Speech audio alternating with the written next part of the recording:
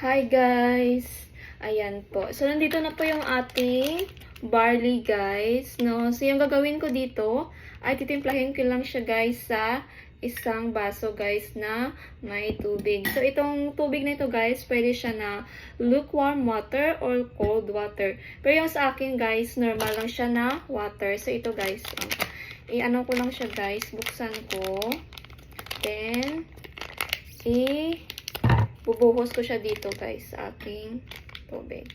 Ayan siya guys. Tingnan nyo naman oh. Ba? Bango siya guys. Para siyang ano. Para siyang green tea. Ayan. Para siyang tea guys. Yung matcha na flavor, no? Parang ganyan lang siya guys. So, iubos ko lang itong isang sachet guys.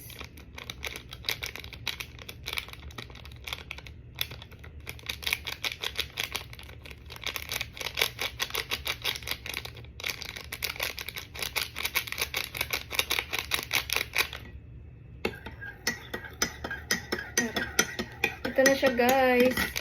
So, ito yung kaniyang itsura. Yan. So, ito na guys. I-mix-mix ko lang siya guys. Masarap din ito sa malamig guys. No?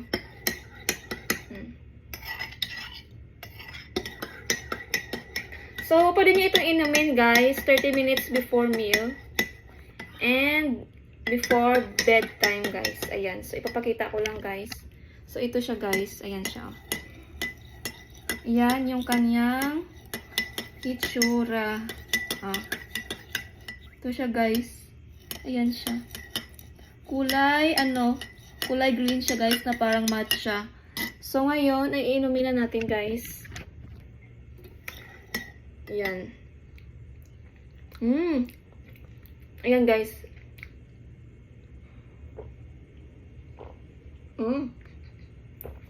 Ang sarap niya guys. Hindi siya mapait guys, or hindi naman siya mapakla. Masarap siya. Ubusin ko lang itong isang baso guys before ako kumain kasi kakain din ako nito after, no? Mga 30 minutes. Ayan. Inumin ko lang guys.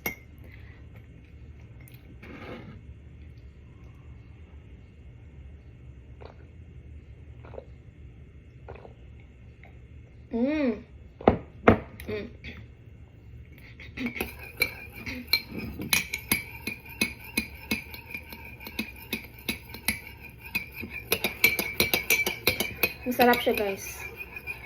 Meron tayong iba't ibang dito guys, iba't ibang flavor.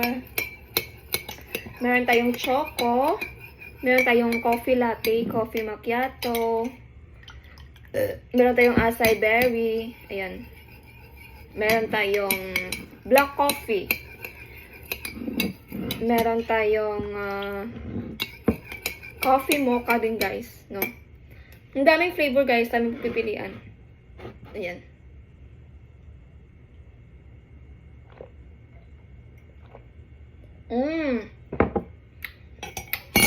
Super sarap guys, napaka healthy nito.